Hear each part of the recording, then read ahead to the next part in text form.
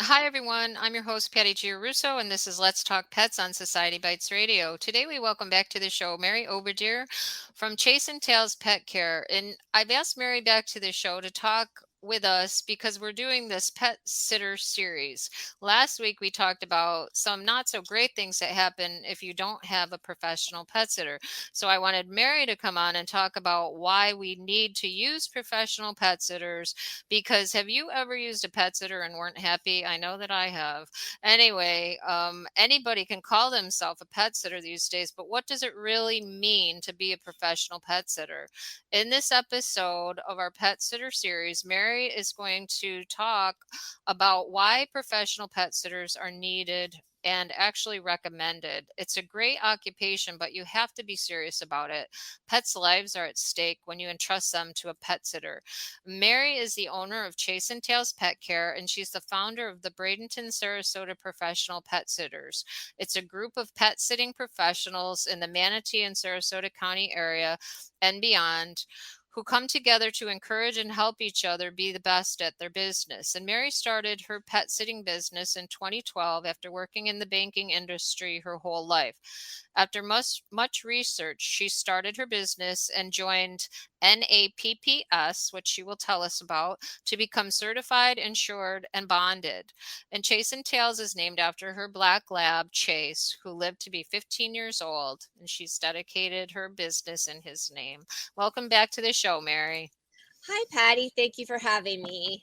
Yeah, so I'm glad to have you, and I want everybody to know that Mary is my personal pet sitter. So, so I'm very glad to talk with her. She's the best.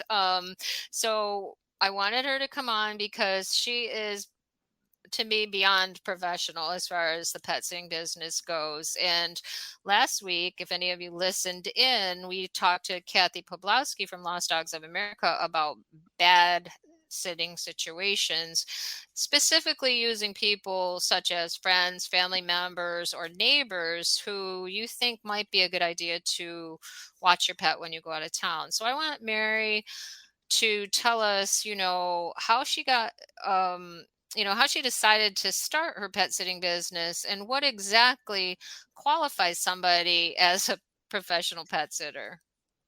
Sure, Patty. As you said, I was in banking since high school, and I decided in my late 50s to make a career change.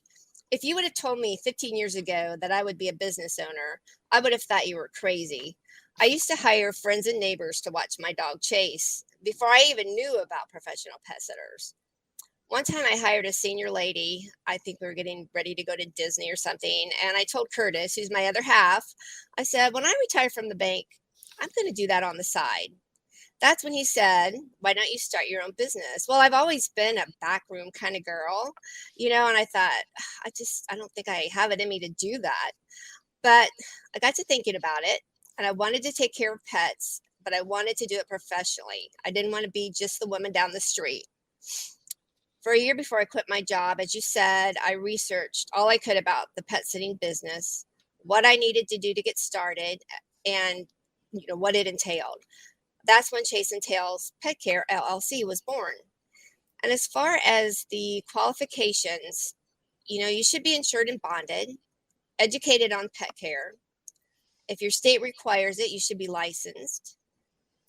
You should register with SunBiz. I don't know if a lot of people know that. And it's best to decide if you're going to be a sole proprietor, a doing business as, or an LLC. Hmm. So, and it helps to have a good website too. Yeah, you got a great website. Thank Yeah. you.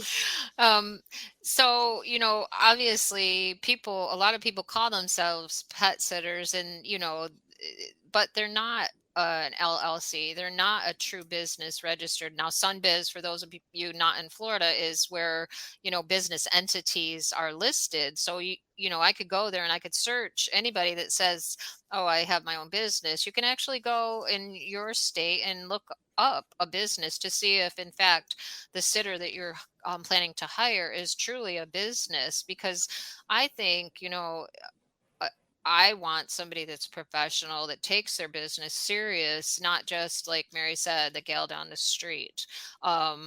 So what, Mary, do you think are, I know because using you and then having a bad experience, the reasons, what would you say are the reasons from your point of view if you were trying to convince me to hire a professional pet sitter? Why would I want to do that versus just, a friend or something else? I mean, why is it important? Well, Patty, our heart and soul is in our business, and this is our livelihood. We are not going to let you down or forget your pets. I have had friends and neighbors actually forget to make visits to Chase when I used them in the past. We aren't going to come in and just throw some food down and leave. We make sure your pets have fresh food and water. We give them any meds that you instruct.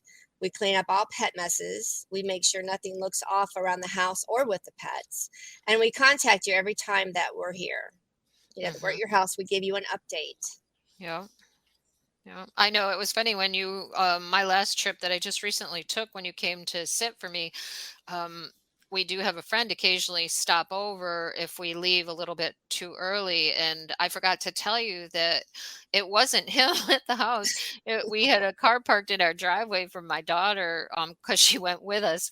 And you kind of contacted me a little nervous about, uh-oh, I think Jimmy was in the house sleeping. And I thought that was pretty funny. I'm like, oh crap, I forgot to tell Mary that nobody's there. It's just an extra car.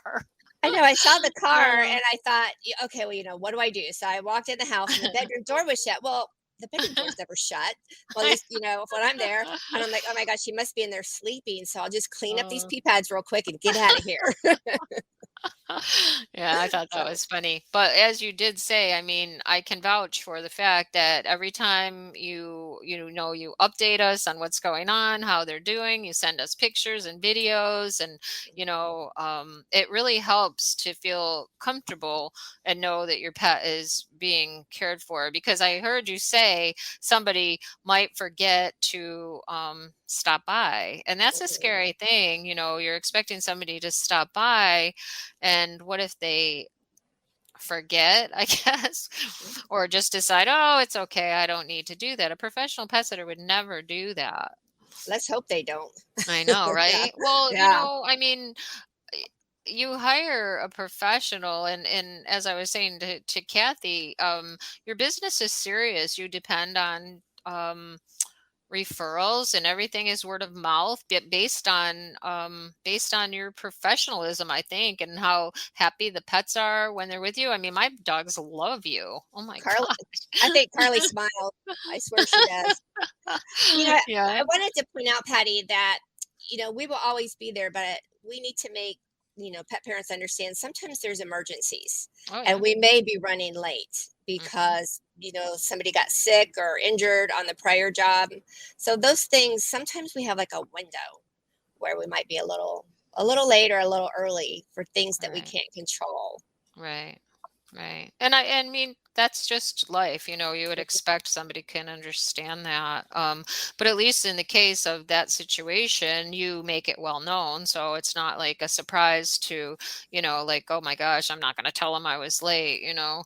So, we talked about in my previous show some horror stories, and I've interviewed someone before using one of those apps. And so, why are professional pet sitters as yourself so different from the people that you might find, just by using the app? Because I think people think that the people using those apps are professional pet sitters, but they're really not. I mean, you guys do things like what background? What are some of the things you go through in order to become or to call yourself a professional pet sitter? Um, some of the things we go through, as I said, is education. Yeah. Yeah. We educate ourselves. Are you talking about that kind of Yeah, stuff? yeah. Like Yeah. you had talked about, like I said at the beginning, the NAPPS, you had, I see you belong to a couple different Hmm. associations and you've talked about going to conventions to me. So, I mean, you're a serious businesswoman as far as, what you do, just like any other profession, you Hmm. do these things. So, what are these things if somebody listening really wants to improve their pet sitting business? Like what do you do? How do you do that? Well, I'm constantly educating myself, and I did become certified with NAPS, National Association of Professional Pet Sitters, and they do have continuing education. You have to Mm, continue it keep up with it every 3 years. mhm. Because when I started my business, I didn't have any experience except with my own dog. You Yeah. know, these organizations equip you with education on like so many areas as far as pet care and the administration part. They help you with, you need to get insured and bonded. You need to look into that and find a good company. And these organizations, they help you with that. That doesn't mean you have to go through them, but they do have a company that they sponsor. They help you with pet first aid, with background checks, how to hire staff. I continue to watch webinars through these organizations, and I like to do conferences, either live or virtual. Mhm. And I actually went to my first pet sitting conference with NAPS before I was even a business. I was just, Mm. dreaming it up. And I was in Arizona at the time, and they had one in Vegas, and so we drove over there, and it was love at first sight. So, Yeah. and like I said, I became certified. I know there's a lot of sitters that aren't certified, and you don't have to be certified, but there's so much education. Why wouldn't you? You Right, know, right. so. Right, yeah. Yeah, I mean it's a business. I mean, if you're going Mhm, to be a real professional in the business, I mean, continuing education, conferences, you talk about online classes. Why wouldn't you? mhm, Exactly. mhm. I mean, you can't ever stop learning, I guess. And that is one thing that I think happens too often in any kind of business. People think that they know too much or enough, and they Mhm, don't because there's always something new that could happen. I was mentioning, to Kathy Poblowski in the previous interview last week that I imagine that you've seen probably almost any type of situation doing what you do for how long you've done it, that if some type of emergency came up or some other unique situation that somebody that wasn't a professional encountered, you can I mean, I feel so confident that you would know how to handle almost anything. I never worry about my pets when I have you, and that's why I chose to go with you versus, I made the mistake early on going with a not professional pet sitter, and I will never do it again. you know so, but you mentioned being insured and bonded. Like, what does that really mean, and why is that important to somebody?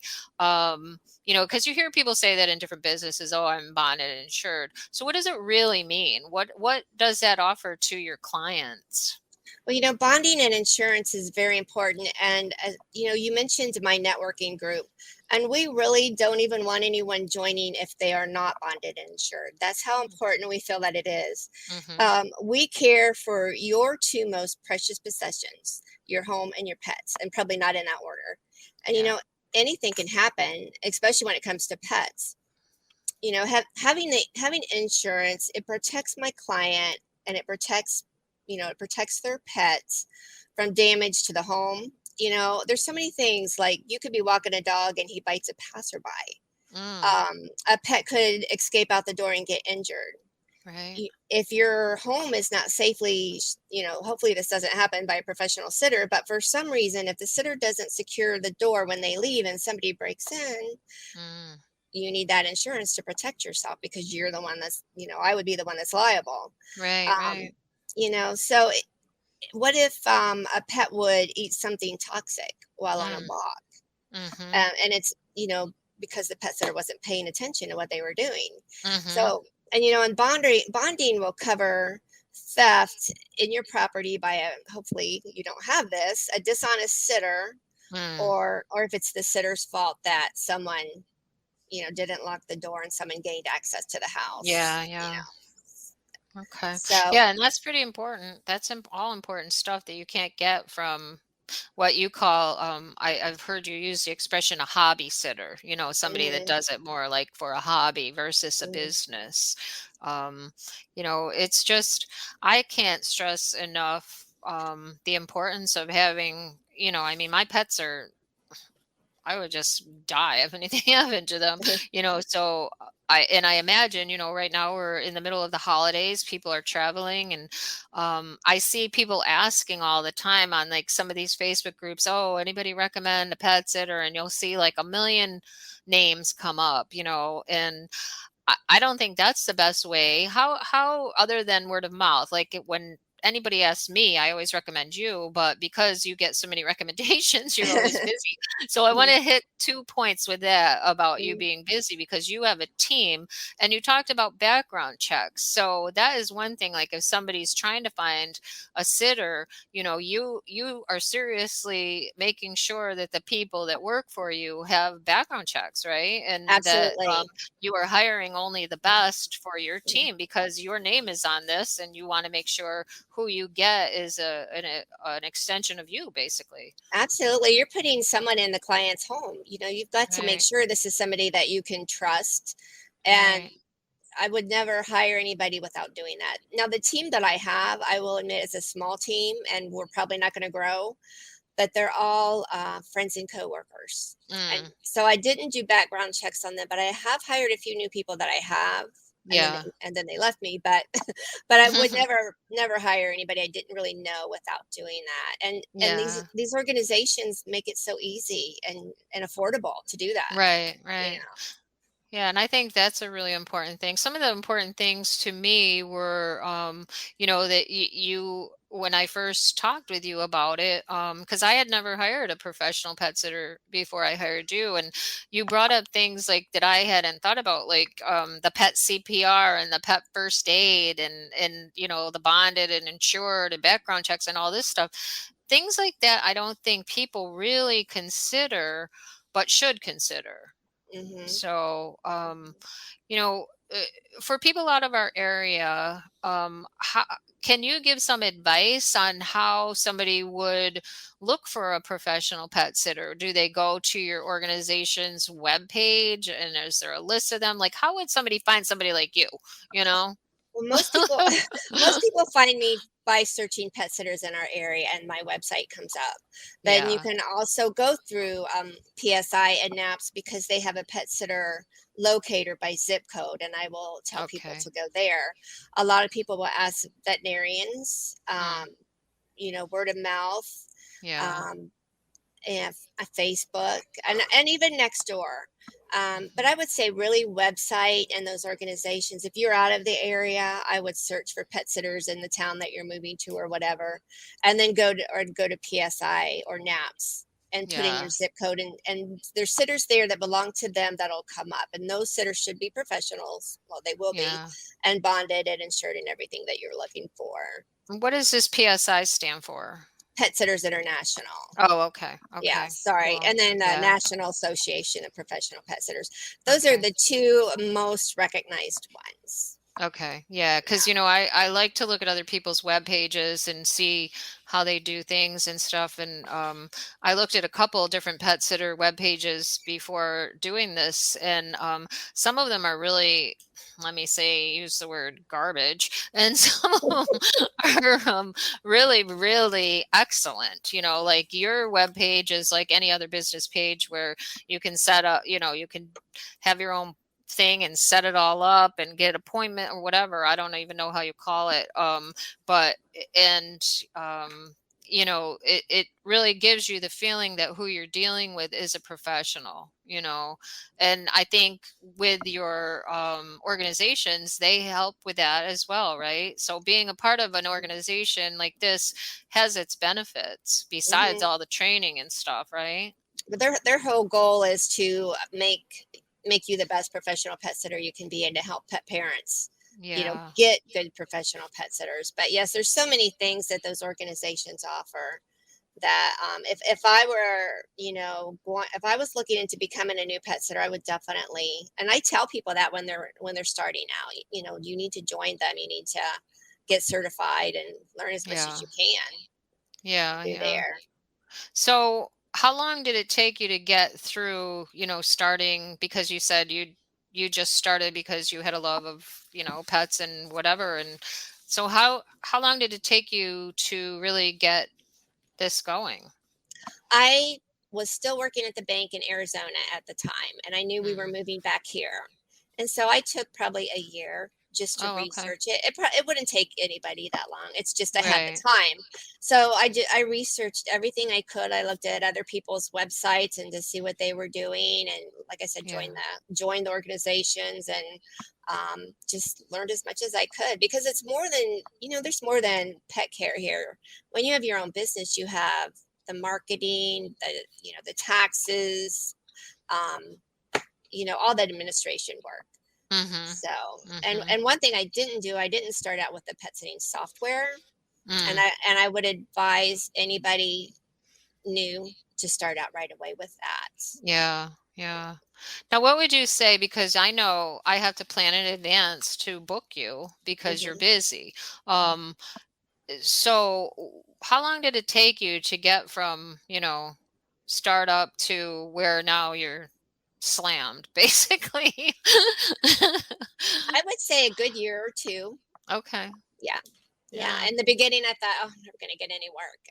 and Oh. then and then now it's like, I can't take everybody that comes along, so that, Yeah, yeah. yeah, So it takes about a year. Yeah. yeah. Yeah. But, I mean, obviously that speaks for itself, you know, for the job that you do. You do an excellent job. Is Well, there thank anything you. else you wanted to add, Mary, that I didn't think to ask you that you wanted to pass along in your own thoughts about, why you feel obviously being a professional pet sitter is so much more important than just, hiring anybody to care for your pets. I don't know if you've got, something you'd like to say about that or what.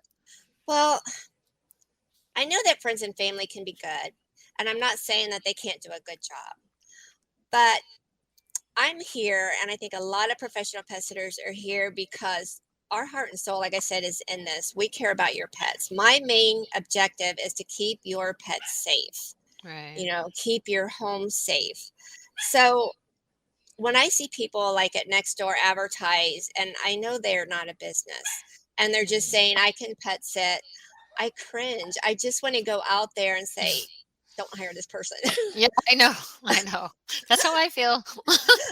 you know, but I can't do that. But it's because we really care, and we're going to take the time, and we're going to, take the time to get to know the pets before we even do the job, and the Mhm. client, to make sure we know what's normal with the pet, so that when we're there, we know what to look for. I don't know. All I can say is, this is my livelihood, and um, my main concern is your pet safety and making you feel good about leaving, Yeah, that you yeah. can go away and not worry about your pet's care.